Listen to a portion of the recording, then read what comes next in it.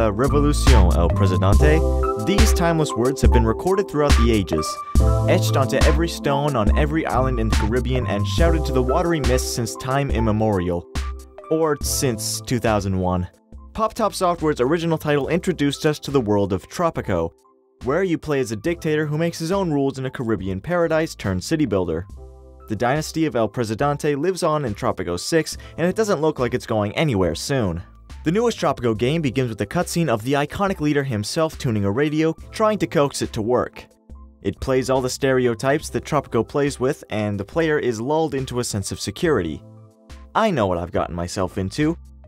Until El Presidente picks up his smartphone and sends out a tweet. That's not to say much of Tropico 6 isn't familiar. If you played a Tropico title before, you'll recognize pretty much all of it.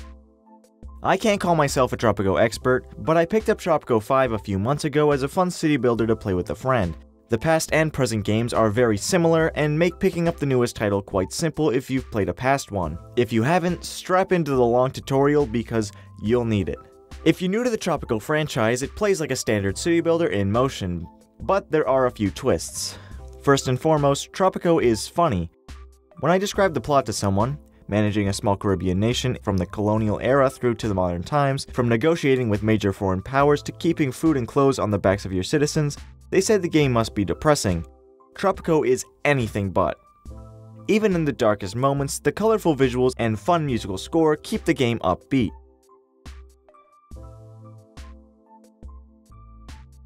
The storyline adds to the atmosphere, which is already carried out through individual missions with specific goals in mind, ranging from international piracy to declaring independence from the crown. In my previous experiences with Tropico, I had only played the sandbox multiplayer, so I found the missions to be both completely new and very fun. They range wildly with the type of map and era they take place in, and watching the story unfold with the typical Tropico tongue-in-cheek silliness is great fun. Tropico's great strength is presenting terrible situations as funny, and in doing so, satirizing the events of our recent past. Every political faction is made fun of, and every global superpower is a target. Each faction, from the crown you're rebelling against to the revolutionaries you side with, are represented by a specific person, and their voiceovers breathe life and humor into the Tropico universe. Penultimo, the eternal sidekick to El Presidente, was a personal favorite. But I thought everyone from the Cold War generals to the nasally representative of the crown was fun to listen to. The biggest change in Tropico 6 is the addition of Pirate Cove. Later in the game, era-equivalent buildings can be added, but at its core, it's a way to earn extra money or resources while you're doing other things, like frantically building 15 country houses or trying to find a good spot for that new clinic. It also has the ability, in a nod to their competitive building simulator franchise, Sid Meier's Civilization, to steal a major cultural landmark like Stonehenge or the Eiffel Tower and relocate it to your island. It's cool, but it can be frustrating when it's your only main quest left before you move on to something bigger, as it really just involves sitting around and waiting.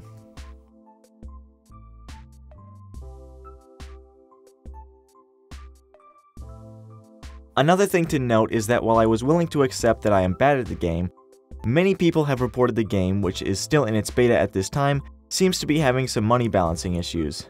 Teamsters don't seem to love doing their job, and the game is clearly going through the final cleanup that happens right before a new game is released. I'm just glad to have an excuse for why I'm so bad. There is a lot of small elements to the game that can seriously impact your enjoyment of the gameplay. Considering how much the game relies on bringing new fun additions to an already established formula, it's frustrating that I still can't zoom in after I've selected a new building.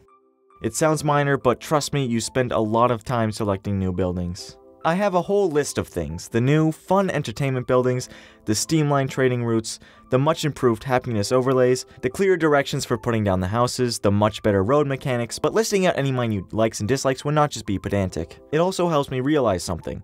These features do not sound like a whole new game. Tropico 6's biggest strength is its biggest flaw. With the exception of a few features like the ability to give speeches as El Presidente, additional government buildings, and work models, Tropico 6 feels like a prettier, gussied up version of Tropico 5. Everything I loved about this game was an improvement upon the last. Much of what I didn't like was already an issue. I like Tropico 5, so that's a great thing for me. For fans of Tropico 4 and earlier, they should be happy to see some of the older features re-implemented alongside gorgeous graphics and great visuals. Sure, the game isn't wholly new, but that's okay. Tropico 6 doesn't need to reinvent the wheel, no matter what El Presidente claims, to be a great experience. There's never been a better time to take a trip to the Caribbean.